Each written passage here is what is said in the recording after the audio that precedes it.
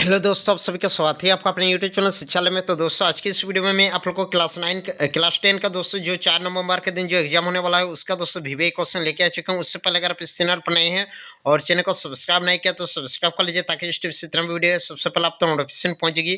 तो चलिए आज की इस वीडियो को शुरू करते हैं। सबसे पहला क्वेश्चन देख लीजिए दोस्तों। सबसे पहला क्वेश्चन है, विद्युत प्रतिरोध की एसआई मात्रक क्या है? जी हाँ दोस्तों, प्रतिरोध की एसआई मात्रक ओम होता है।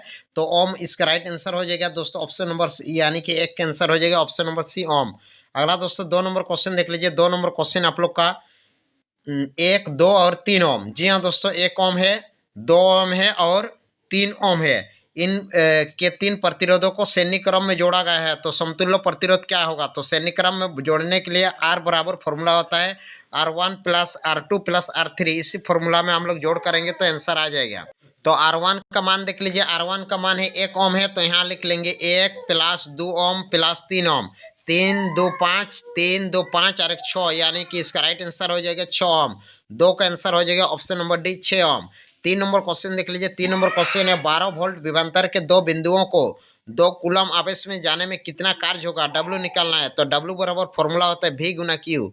V का मान है 12 और Q का मान है, आवेश का मान है 2। तो 12 गुना होगा 24, 24 आएगा जूल, यानी कि कार्य की एसआई मात्रक जूल होता है। तो इसका राइट आंसर होगा 24 जूल, यानी कि 3 का आंसर हो जाएगा option number B, 24 joule. 4 number question देख लीजिए। 4 नंबर क्वेश्चन है, निम्नलिखित में से कौन विद्युत के सुचालक है? इनमें से बोला है कौन वाला विद्युत से धारा प्रभावित होती है? सल्फर, प्लास्टिक, आयोडीन और ग्रेफाइट। तो इनमें से दोस्तों राइट आंसर हो जाएगा ग्रेफाइट। ग्रेफाइट दोस्तों विद्युत का सुचालक है। 4 का आंसर हो जाएगा option number D. 5 number question देख लीजिए। विद्युत बल्ब का तंतु किस धातु का बना होता है? जी हाँ दोस्तों, विद्युत बल्ब का जो तंतु लगा रहता है, फिलामेंट लगा रहता है, वो कौन सा धातु का बना होता है? वो एक टंगस्टन का बना होता है। तो 5 का आंसर हो जाएगा option number B. 6 number question देख लीजिए। मानव शरीर की किसी सामान्य कोशिकाओं में गुणसूत्रों के कितने युग्म पाए जाते हैं? युग्म मतलब कितने जोड़ा होते हैं? तो जोड़ा पाए जाते हैं, 23 जोड़ा में पाए जाते हैं। तो इसका राइट आंसर होगा 23, यानी कि 6 का आंसर हो जाएगा ऑप्शन नंबर सी। अगला 7 नंबर क्वेश्चन देख लीजिए। पुरुषों में कौन सा लिंग गुणसूत्र कहलाता है? तो लिंग गुणसूत्र होता है XY, यानी कि 7 के आंसर हो जाएगा option number A, XY। 8 number question देख लीजिए। 8 नंबर क्वेश्चन है, उड़हल किस प्रकार का फूल है? उड़हल जिसको हिबिस्कस रोजा साइनेंसिस भी बोलते हैं, यानी कि इसको चाइना रोज भी कहते हैं। तो इसका राइट आंसर हो जाएगा द्विलिंगी। वो एक लिंगी, दोनों लिंग पाया जाएगा उसमें, पुंकेसर स्त्रीकेसर दोनों पाया जाता है। तो 8 का आंसर हो जाएगा ऑप्शन नंबर ए।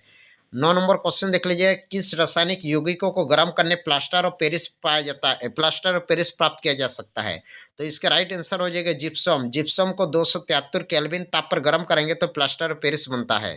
अगला 10 नंबर क्वेश्चन देख लीजिए। 10 नंबर क्वेश्चन है, निम्न में से कौन सा अधातु है? यहाँ पे अधातु का नाम सेलेक्ट करना है। तो इसका राइट आंसर हो जाएगा कार्बन। कार्बन एक प्रकार का अधातु है। तो 10 का आंसर हो जाएगा option number B. 11 number question देख लीजिए। 11 नंबर क्वेश्चन है, श्रेणीक्रम से संयोजित करने पर विद्युत युक्ति को पार्श्व क्रम, जिसको समांतर क्रम भी कहते हैं, में संयोजित करने से क्या लाभ है?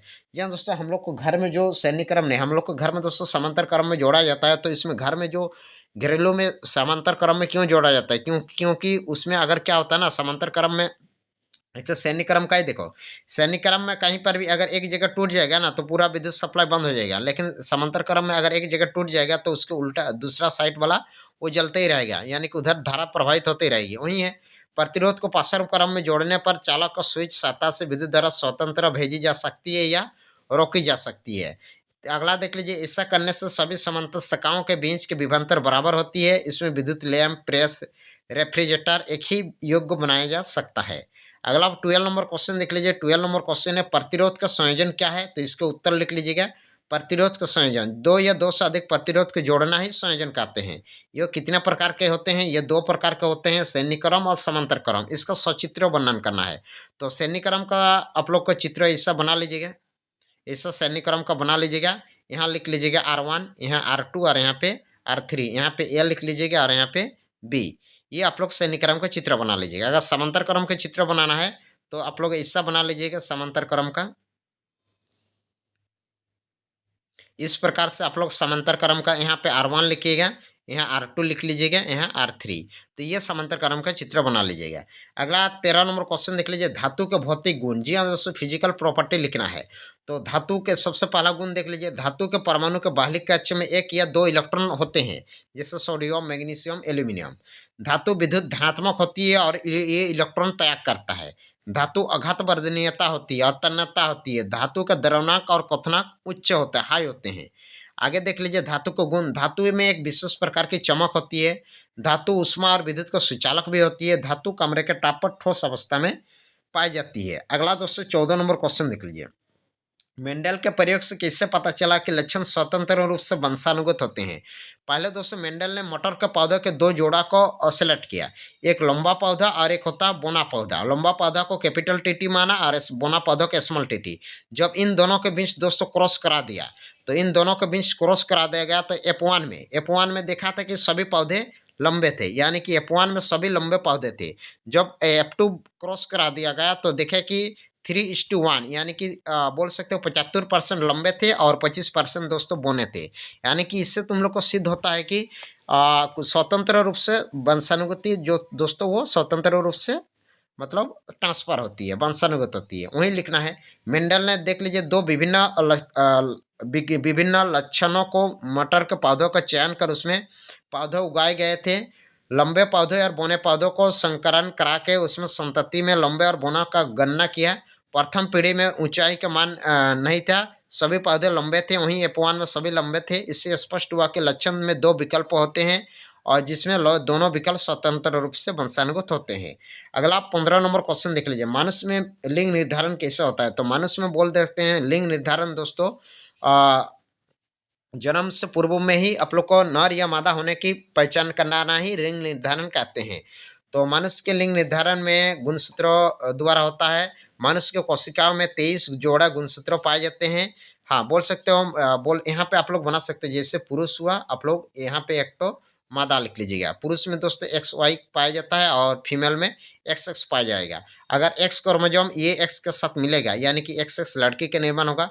अगर ये X गुणसूत्र X के साथ मिलेगा तो XX लड़की होगा। अगर ये Y X के साथ मिलेगा तो XY लड़का होगा।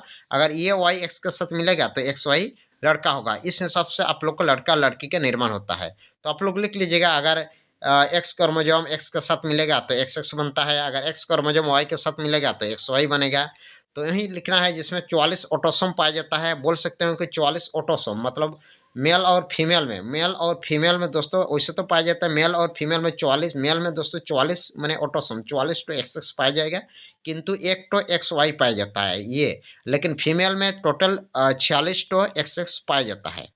हाँ, और दो लिंग गुणसूत्र होता है। वहीं दो लिंग गुणसूत्र जो XY को लिंग गुणसूत्र कहते हैं। पुरुष विषम युग्मक होता है। विषम युग्मक मतलब 22 जोड़ा XX होता है और एक जोड़ा XY होता है। तथा मादा युग्मक होता है। मादा में बोल सकते XX ही पाया जाता है। मनुष्य में X और Y लिंग गुणसूत्र पाए जाते हैं। तो ये था आप लोग का 4 नवंबर के दिन विवेक क्वेश्चन के लिए। तो मिलते हैं नेक्स्ट वीडियो में, तब तक के लिए बाय बाय।